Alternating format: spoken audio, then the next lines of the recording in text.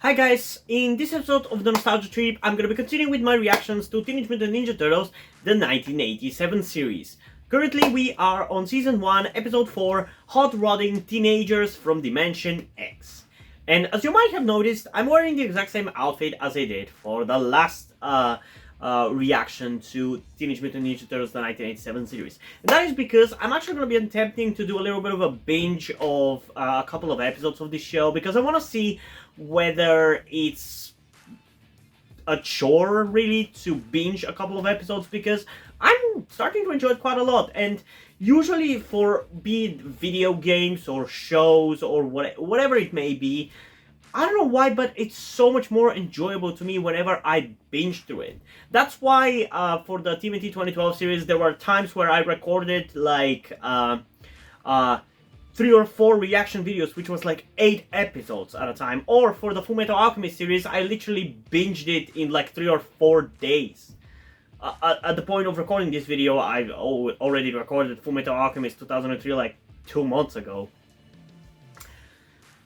And I want to do that for this show as well, because we're gonna have a lot of episodes, and I feel like it's a little bit easier because I'm only doing like 1 episode per reaction video, so it's kind of less episodes that I have to react to. But yeah, hopefully it's not gonna be too much of a chore, and hopefully it's gonna be more of an exciting episode compared to the last one, because the last episode is kind of probably my least favorite so far. And I think it's because I also didn't really like the concept of the episode in the 2003 series as well, because I'm pretty sure like the first episode of the 2003 series is kind of a combination of the first and the third episode of this show that we got, with like the turtles' home getting attacked, them looking for a new place, meeting April. And that kind of plot wasn't that funny in the 2003 series for me as well. I don't know why, it's not necessarily bad, but it just didn't really entertain me that much. Maybe it's because in that one it felt very much like how it felt here, like it felt too 80s like. Yeah, I don't know. I think this is gonna be a more entertaining episode. At least that's the kind of vibe that I'm getting, so hopefully it's gonna be the case. But as usual, before we get into the reaction, I do want to remind you that you can get a full-length version of these reactions over on my Patreon or my Ko-fi account, where by subscribing to the specific tier I've created for it, you get access to all of my cartoon full-length reactions. If you are interested into the full-length reactions for the live-action TV series and for the movies, you gotta go for a higher tier, because those videos require more effort and time to produce, so it feels like natural for it to require more money. Although if you go at that higher tier, you get basically all of the different full-length reactions, so it's the better one in that regard. But if you want to go with the lower one, or you just want to stick with the YouTube videos, it's completely fine. So yeah, without further ado, let's get into the reaction to Hot Rodding Teenagers from Dimension X in 3, 2, 1. With all the equipment Baxter left up there, we can turn that van into a tracking station. Man, this has a surprising amount of continuity for this show, and for what even you guys have told me about this show. Not really being continuity heavy. Couldn't we maybe have taken the elevator? I don't think that's gonna fit in the elevator. Yeah. Well, you could have built a ramp or some shit. Jesus, how fucking strong are you guys? I mean, to be honest, you just pushed the fucking van up the stairs, so I guess it's not too far fetched for you to be able to rip it open. And when you think about it, if you think about the designs of the turtles in the live-action movies, specifically the newer ones with Michael Bay, looking how buff they are in that, yeah, I can definitely believe they could rip open a car like this. Warriors are amassed in Dimension X, waiting to overrun this world at my command. But I cannot let them see me like this. Dimension X. Are we gonna get what I think we're gonna get this early? I don't think so. I feel like that's a reveal that we should get, that we get in like, I think the last couple of seasons. That has been carried on without me since I was banished here. Then I will get the weaponry I need by pulling it through Dimension X. Now, to gain the power of This is some nice looking animation for the 80s. Wait, what? Flying fucking cars?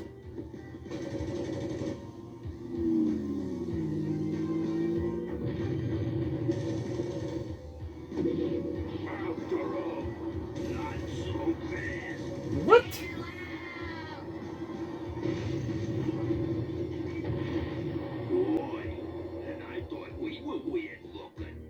Okay, Bebop. I mean, it just look like fucking humanoid animals, so...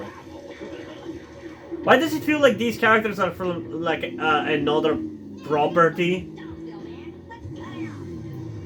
Like another cartoon, and it's like a crossover? He must have stopped the Technodrome under the Global Trade Center. That's one way to get a parking space. Well, Activate turtle launcher. Cowabunga! why? Pull over. Book him, Donald. Wait, what? I'm trying. I can't believe they actually fucking referenced that. Who watching this knows what the fuck they were referencing with that? Hey, watch it. You're Like, isn't Hawaii 5-0 from like, what, the... maybe like 10 or 20, 30 years before this? I think it should be like from the 70s. Who watching that show would be watching this and thinking like, hey, that's a funny reference? I only know it because of the modern version of Hawaii 5-0, which is a really cool show, honestly, at least for the first like 5 or 6 seasons. I might react to it at some point if I decide to react to procedurals like it and like CSI Miami and stuff. Dang cats! 1 minute we're having a blast in Dimension X, and suddenly we're in a room with some weirdo in a metal mask. Hold the phone. I think we're all on the Dude, same side. whoever voiced that character like sounds so weird. I think they're using like a vocal effect or whatever, but whatever they're using really makes the character come off as so much more modern. Because everybody in the show speaks so slowly, but that character was like speaking at normal modern speed. So it kind of felt like so much more modern. It's like seeing somebody in the 70s dressing by the modern casual styles. Like they stand out so much and feel like they're time travelers. They're bad. Yeah, I guess that. You got any weapons on those hot rods? Of course, they're required by law. Okay, I think that place is just modern America. Or America 20, 30 years from now. Good, April. God, that sound effect sounded so much like the 2003 series, I love it. Activate confirmed. Yes, and the weather maker will soon tear this place apart. Oh, so it's your fault that climate change is a thing, you motherfuckers. I'm kidding. It's human-made. We need to stop, quit our bullshit and get serious about this.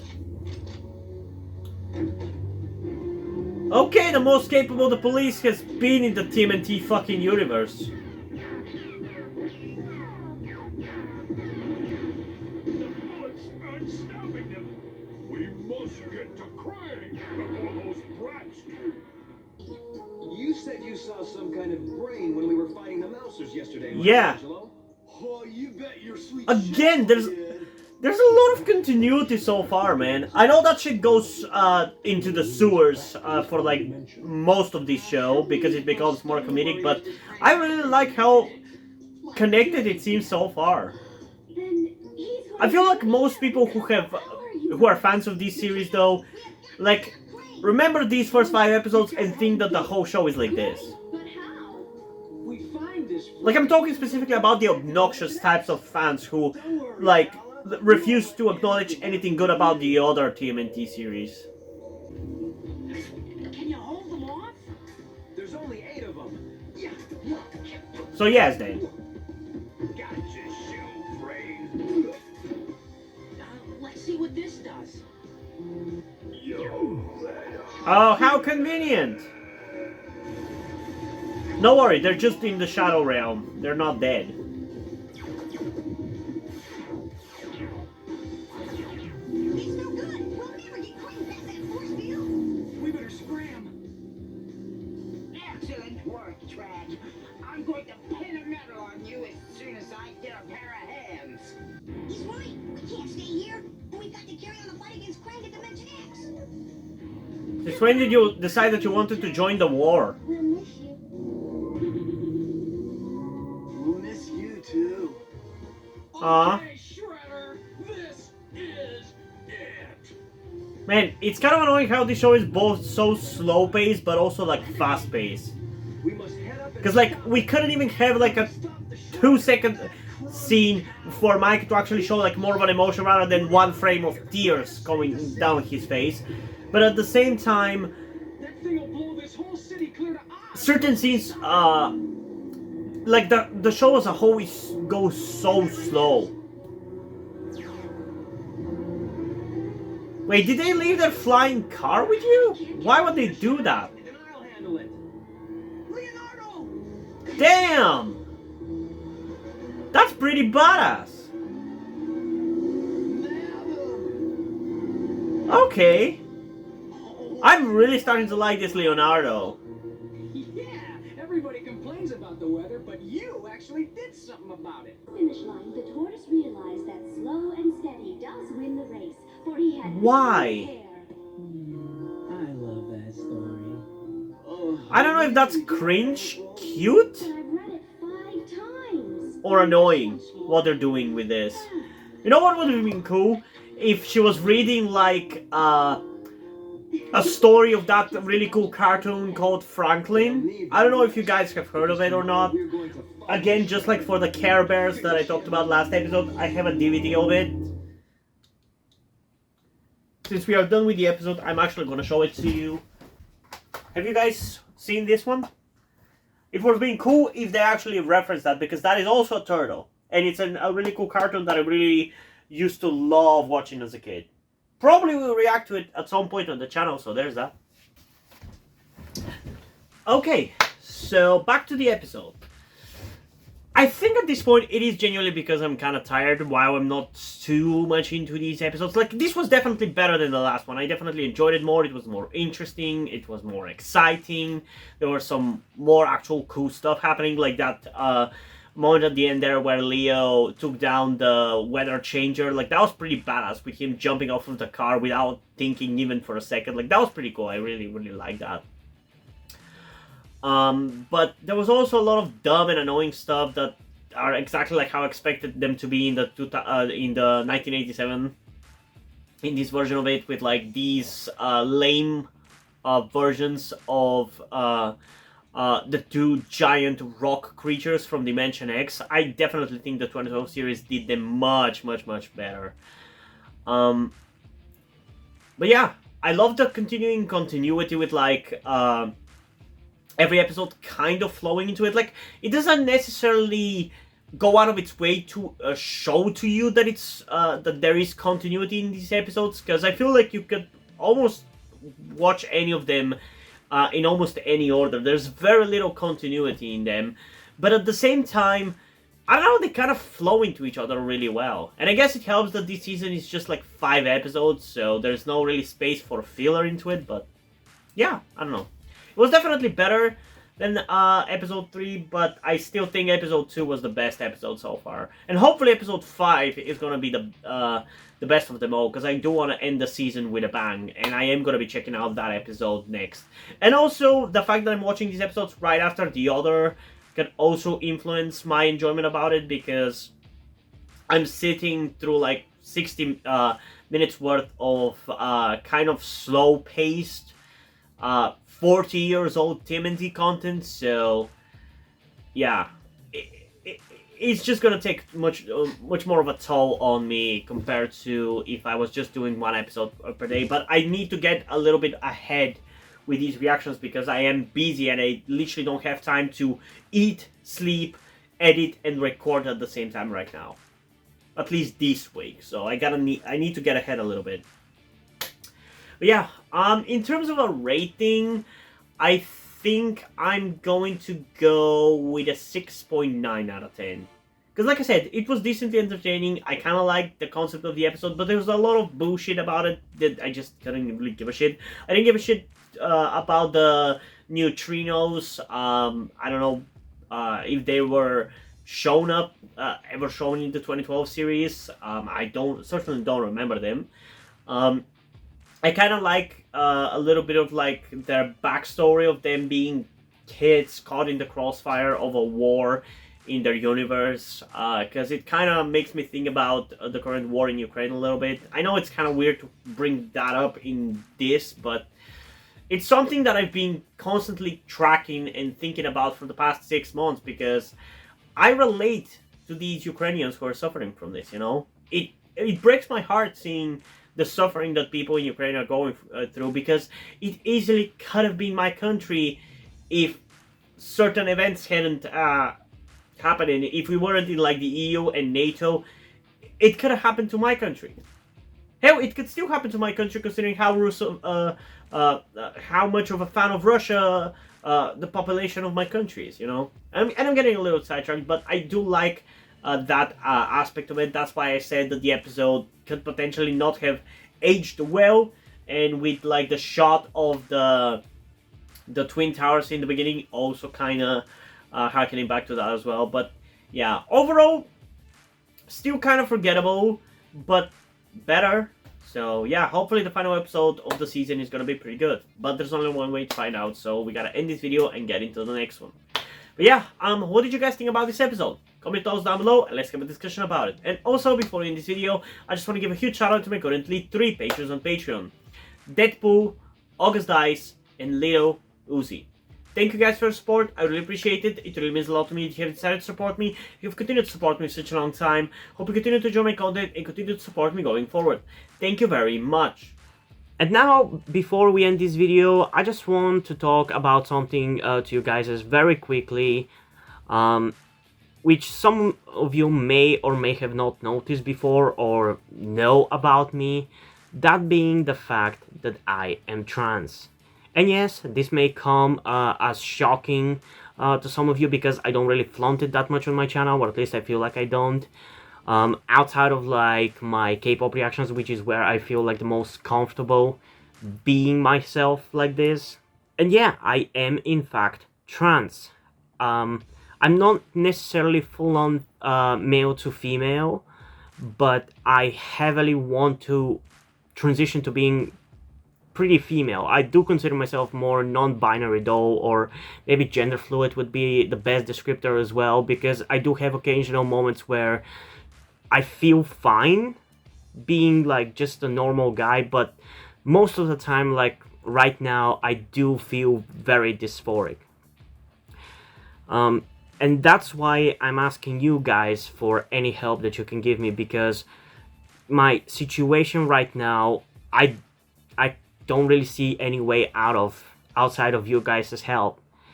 Because, and this is gonna be kept short and concise, I live with my parents. They're never going to accept me as a trans person. They just never will. And as a matter of fact, back when I started the YouTube channel, I was actually kind of slightly starting my transition back then, with like starting to grow out my hair.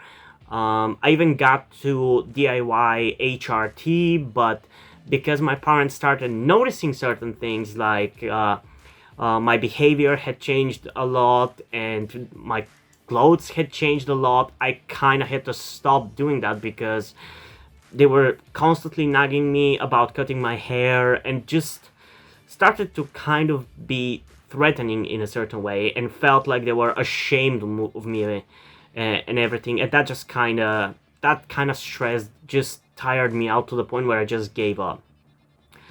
But as dysphoria goes, it just doesn't go away, you know. I still feel like this, and in fact it's somewhat been intensifying again recently, so I just wanted to share this with you guys. And again, I would really appreciate any amount of support you can give me in regards to this, because I just don't see any way out of this. Because even if I moved out of my parents' house and got myself a job and everything, that's just not gonna work for long-term planning, because once I transition, it's like I probably will not be able to get myself a job, because my country is very transphobic. Nobody gives a shit about LGBT people at all. So there's not even much I can do even in terms of transitioning here. So yeah, I don't know. I just would appreciate any amount of support you can give me, be it monetarily or in any way otherwise. And this is not about boosting my channel or anything, or guilt tripping you with my sob story. I just wanted to get this off my chest and make my subscribers aware of the situation that I am in, and that I would appreciate anything that you guys can help me out with. It would mean literally everything. Like, for example, a friend that I made after starting this YouTube channel, my good friend Yuri, has been helping me out a lot. And I genuinely might have not been here if it wasn't for him showing up and befriending me. So yeah, this just went a little bit longer than I intended, but I would just really appreciate anything you can support me with. That's kind of ultimately what I'm trying to say. And yeah, hope you guys enjoyed this video, and if you did, please leave a like, subscribe. Also, check out the link in the description to my Twitter if you don't follow me over there, and to my Wattpad where I post my stories, because in addition to doing all these videos for my channel, I'm also a writer. And if you don't enjoy my stories or simply enjoy my videos, you can head over to my Patreon or to my Coffee account, where you can pledge support and help get the channel going, help support me so I can keep writing the stories you enjoy. But if you don't want to do it, that's completely fine. You can still help me out in other ways, like liking this video, subscribing to the channel, and especially sharing this video with somebody who you think might enjoy it. And I think it's pretty much it for this video, so hopefully I'm gonna see you in the next one. Bye!